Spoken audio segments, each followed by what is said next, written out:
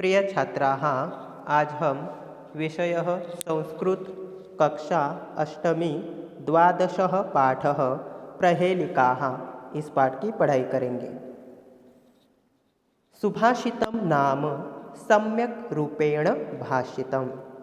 सुभाषित मतलब अच्छा वचन, मधुर भाषण।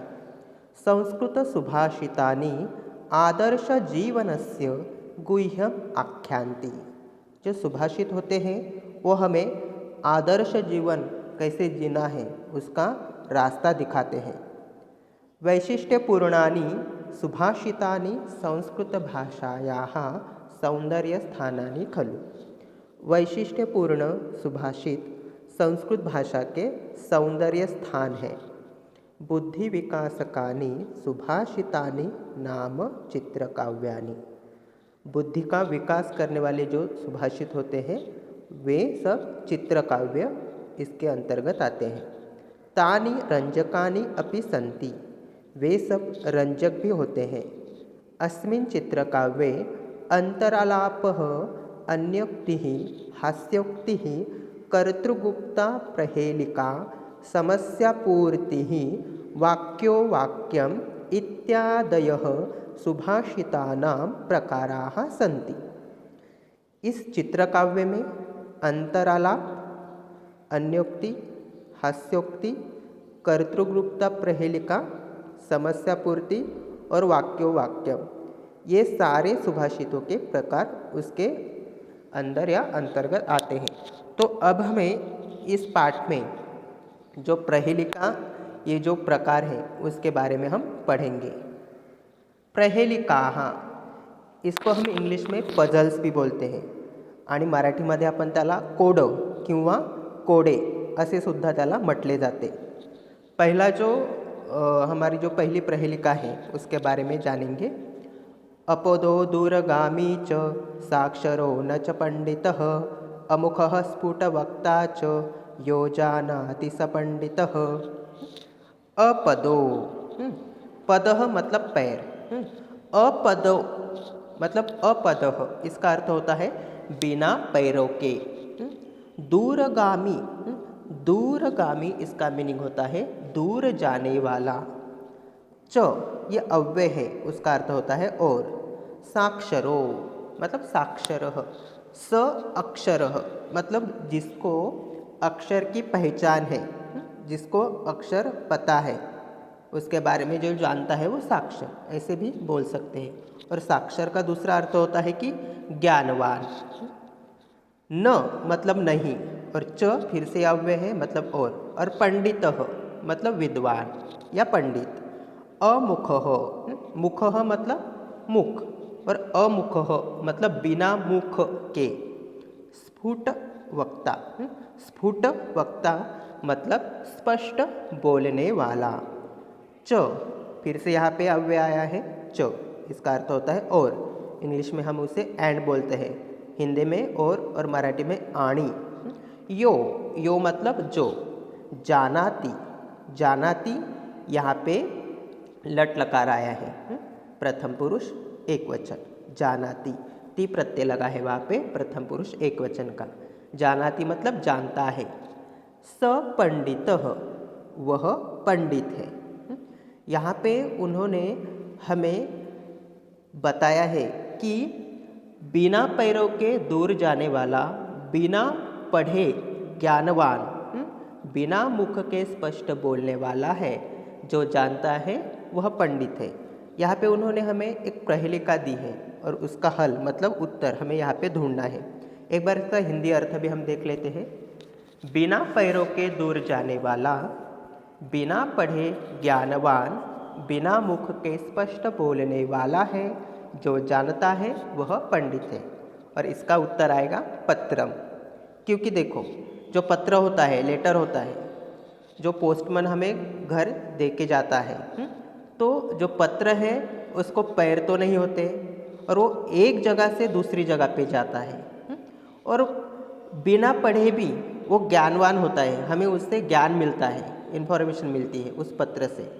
और उसको तो मुख है क्या नहीं, लेकिन फिर भी वो हमारे साथ बोलता है ऐसे हमें लगता है। मुख ना होके भी वो हमारे साथ स्पष्ट बात करता है, बोलता है। और जो जानता है वो पंडित है, ऐसे यहाँ पे हमें बताया गया है। तो ये जो प्रहेलिका है उसका उत्तर है पत्रम। अब दूसरी जो हमारी प्रहेलिका है वो भी देखते हैं। देखो यहाँ पे पत्र का ये छायाचित्र आप देख सकते हो। यानस्य अंगम हरे शस्त्रम चिन्हम भारत भूपतेः चलंतम वर्तुलाकारम यो जानाति स पंडितः। अब देखो यहाँ पे संधि विच्छेद होगा पहले शब्द में, यानस्य जमा अंगम हरे। हरे मतलब हरि, जिसे हम विष्णु भी बोलते हैं। शस्त्रम, देखो यानस्य अंगम मतलब यान का अंग है। हरे शस्त्रम, विष्णु का शस्त्र है, भगवान विष्णु का शस्त्र है। चिन्हम भारत भूपते है। देखो कि चिन्हम और भारत भूपते है, ऐसे यहाँ पे प्रयोग किया गया है कि जो चिन्ह है किसका, इस भारत का। और चलंतम वर्तुलाकारम मतलब जो गोल आकार में चलता है। यो जानाति स पंडितः, जो जानता है वह पंडित है। यानस्य अंगम हरेः शस्त्रम चिन्हम भारत भूपतेः चलंतम वर्तुलाकारम यो जानाति स पंडितः। तो यहाँ पे उन्होंने एक प्रहेलिका जो बताई है उसका हिंदी अर्थ भी हम देखते हैं। यान का अंग है, विष्णु का शस्त्र है, और इस भारतवर्ष या भारत का जो चिन्ह है, जो हमारा राष्ट्रध्वज है, हमारे राष्ट्रध्वज में जिसको वहाँ पे मध्य जो मिडल में जो होता है चिन्ह आप देख सकते हो, जो हमारा भारतीय ध्वज है उसमें वो होता है हमेशा भारत के ध्वज में। गोल आकार में चलता है, जो जानता है वह पंडित है। तो इसका उत्तर आएगा चक्रम, मतलब चक्र। मतलब देखो चक्र जो होता है वो एक यान का अंग भी होता है, पार्ट भी होता है, और भगवान विष्णु जो उसे धारण करते हैं, जैसे हम सुदर्शन चक्र ऐसे भी बोलते हैं। गोल आकार में चलता है ना, गोल गोल आकार में वो चलता है, और जो जानता है वह पंडित है। तो हमने इसे जान लिया है, तो हम सब क्या हो गए, पंडित हो गए। तो इसका उत्तर हमने जाना कि चक्रम। यहाँ पे आप देख सकते हो कि यह हमारा उत्तर है। अब जो अगली जो प्रहेलिका है वो भी देखते हैं। कस्तूरी जायते कस्मात् को हन्ति हरिणा शतम भीरुः करोति किम युद्धे मृगात् सिंहः पलायते। यहाँ पे एक प्रश्न पूछा गया हर एक वाक्य में। यहाँ पे कुछ प्रश्नार्थक सर्वनाम भी है। कस्मात्, को मतलब कह, और किम, ये तीनों भी प्रश्नार्थक सर्वनाम है, याद रखो। कस्तूरी जो मृग होता है उससे हमें ये कस्तूरी यह हमें प्राप्त होती है। जायते, जायते मतलब उत्पन्न होना, और कस्मात मतलब किससे। कस्तूरी किससे उत्पन्न होती है, ऐसे यहाँ पे एक प्रश्न उपस्थित किया है। और दूसरा प्रश्न देखो, कह हन्ति हरिणा शतम। कह मतलब कौन, हन्ति हन धातु है, हन मतलब मारना, तो हन्ति मतलब मारता है। हरिणा शतम, शतम मतलब 100, 100, कौन 100 हिरणों को मारता है। भीरुः करोति किम युद्धे, भीरुः मतलब डरपोक, किम मतलब क्या, और करोति इसमें क्रू धातु है, क्रू मतलब करना, और करोति ये लट लकार है, प्रथम पुरुष एक वचन। करोति कुरुतः कुर्वन्ति प्रथमः पुरुषः। युद्धे मतलब युद्ध में, डरपोक युद्ध में क्या करता है, यहाँ पे ये भी प्रश्न पूछा है। यहाँ पे देखो हर एक जो सेंटेंस है उसका उत्तर सबसे अंत वाला जो वाक्य है उसमें दिया है। कस्तूरी जायते कस्मात् मृगात्, को हन्ति हरिणा शतम सिंहः, भीरुः करोति किम युद्धे पलायते, मतलब मृगात् सिंहः पलायते। इसका अर्थ होता है हिरण से सिंह भागता है। अब ये आपको थोड़ा सा अलग लगेगा।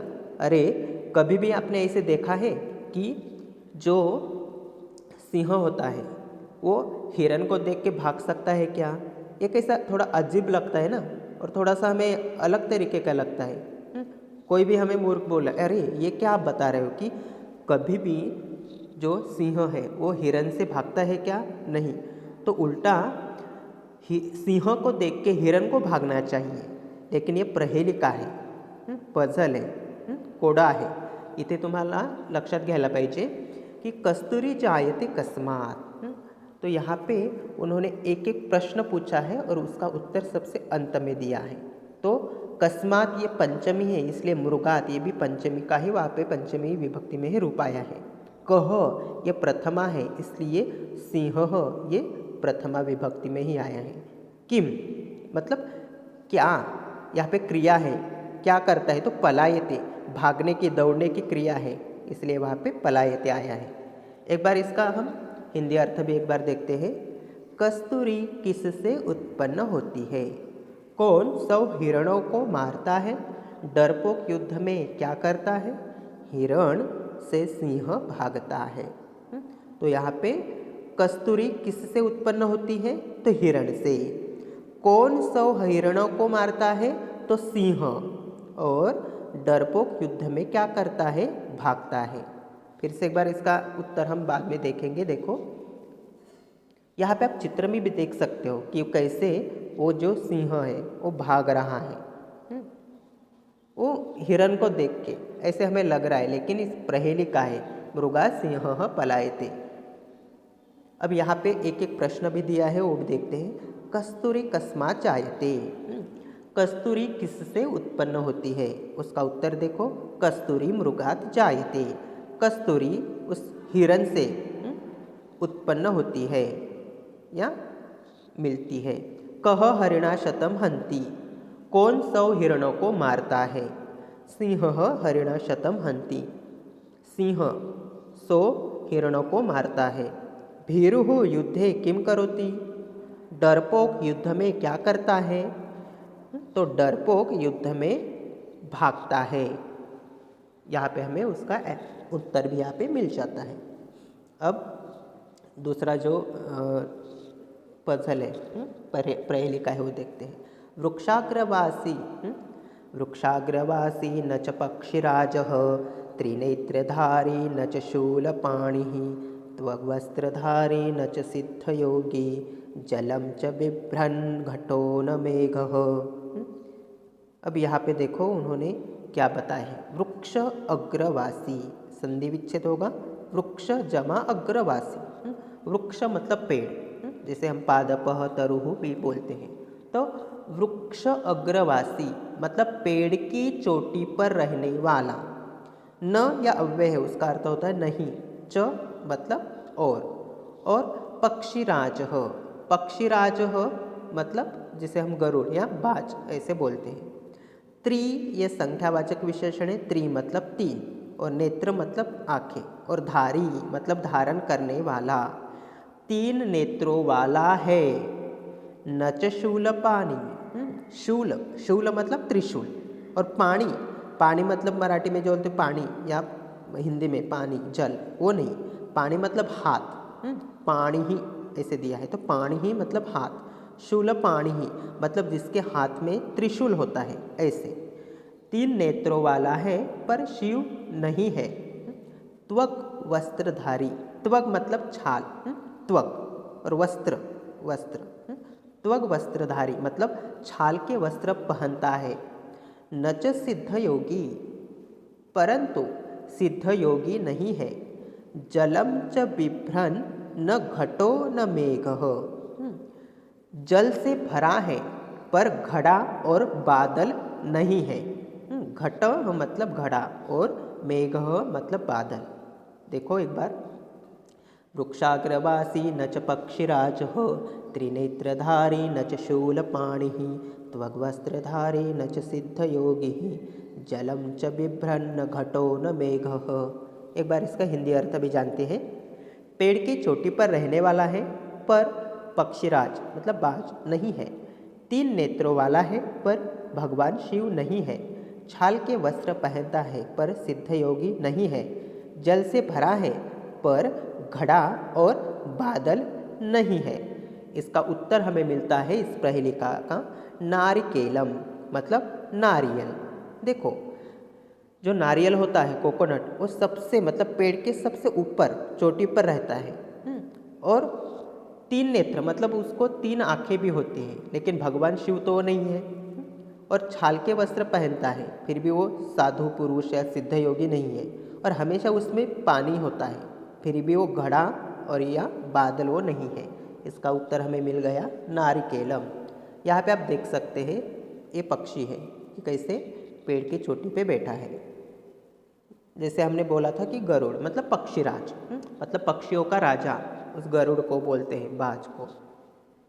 अब यहाँ पे भी आप देख सकते हो कि भगवान शंकर है। भगवान शंकर को तीन आंखें हैं।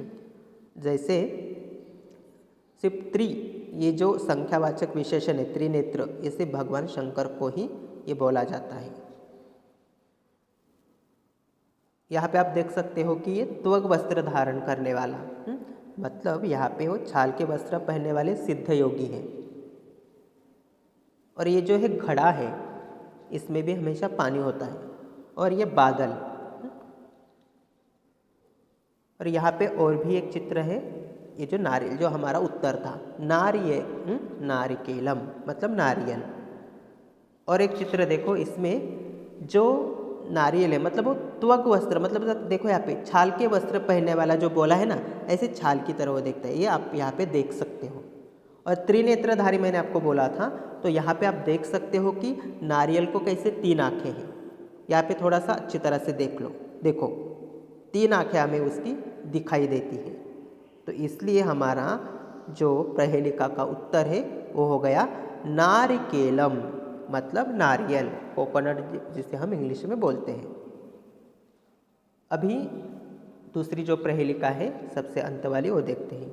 मुखादन्तौ बहिः कस्य दीर्घा कस्यास्ति नासिका नासिकैव करोति सर्वाणि कर्मणि तेन न शोभते कर्मणि तेन सह शोभते। देखो, मुखात ये पंचमी विभक्ति है। मुखात मतलब मुख से। दंतः ये पुल्लिंग शब्द है, लेकिन दंतौ दंतः दंतौ दंतः प्रथमा। जैसे बालकः बालकौ बालकः प्रथमा। दंतौ मतलब दो दांत। बहिः ये अव्यय है, उसका अर्थ होता है बाहर। और कस्य मतलब किसके। कस्य कयोः केशाम षष्ठी। तो कस्य या षष्ठी एक वचन है। किसके दो दांत मुख से बाहर है। दीर्घा कस्य अस्ति नासिका। दीर्घा ये विशेषण है और नासिका ये विशेष्य है। कस्य जमा अस्ति, यहाँ पे संधि विच्छेद होगा। मतलब किसकी नासिका लंबी है। नासिका मतलब नाक, नोज। किसकी नासिका लंबी है। नासिका जमा एव, यहाँ पे संधि विच्छेद होगा, नासिकैव, नासिका जमा एव। करोति ये लट लकार है, वर्तमान काल, प्रथम पुरुष एक वचन। इसमें मूल धातु है क्रू मतलब करना। करोति कुरुतः कुर्वन्ति प्रथमः पुरुषः। करोति मतलब करता है। सर्वाणि ये सर्वनाम का रूप है, सर्व मतलब सब। कौन नाक से ही सब कार्य करता है। कर्मणि तेन सह शोभते। कर्मणि मतलब वह कर्म से ही शोभा पाता है। सह ये सर्वनाम है तत्का, और ये सह सर्वनाम जो है इस प्रहेलिका का जो उत्तर है उसके लिए उसका प्रयोग किया गया है। सह तवते प्रथमा, सह मतलब वह। अब ये जो प्रहेलिका है इसका हिंदी अर्थ भी जानते हैं। किसके दो दांत मुख से बाहर है। किसकी नासिका लंबी है। कौन नाक से ही सब कार्य करता है। वह कर्म से ही शोभा पाता है। तो इसका उत्तर है गजराज, मतलब गजः मतलब हाथी। देखो, हाथी के जो दांत होते हैं, आप इस चित्र में भी देख सकते हो कि जो हाथी के जो दांत है वो अपने मुख से बाहर है। और किसकी नासिका लंबी है? किसकी नासिका मतलब नाक, तो हाथी है ना, तो उसकी जो नासिका है वो सबसे लंबी होती है। और कौन नाक से ही सब कार्य करता है, मतलब वो नाक से ही सब कार्य करता है। इसलिए ये जो हमारी जो प्रहेलिका है, और बोला गया है कि अंत में कि वह कर्म से ही शोभा पाता है। अपने कर्म से ही उसको शोभा प्राप्त होती है। तो हमारा ये जो पजल था, यहाँ पे ये जो प्रहेलिका थी, तो उसका हमें उत्तर मिल गया गजह, मतलब हाथी। अब इस पाठ में कुछ शब्दार्थ आए हैं, वो भी देखते हैं। शब्दार्थाः अपदः बिना पैरों वाला, स्फुट वक्ता स्पष्ट बोलने वाला, वर्तुलाकारम गोल आकार में, भीरुहु कायर डरपोक, त्रिनेत्रधारी तीन नेत्रों वाला, वृक्षाग्रवासी पेड़ की चोटी पर रहने वाला, त्वग वस्त्रधारी छाल के कपड़े पहनने वाला, दूरगामी दूर जाने वाला, हरे है मतलब विष्णु का, हंति मारता है, पलायते भाग जाता है, बिभ्रन भरा हुआ। इस पाठ में कुछ नई धातुएं और संधि छेद आए हैं, वो भी हम देखते हैं। न्य जानना शुभ अच्छा लगना, हन मारना, यानस्यांगम यानस्य जमा अंगम, कस्यास्ति कस्य जमा अस्ति, नासिकैव नासिका जमा एव। तो बच्चों इस तरह से हमने द्वादशः पाठः प्रहेलिकाः मतलब पजल्स, ये जो हमारा पाठ था इसकी हमने पढ़ाई की। धन्यवाद।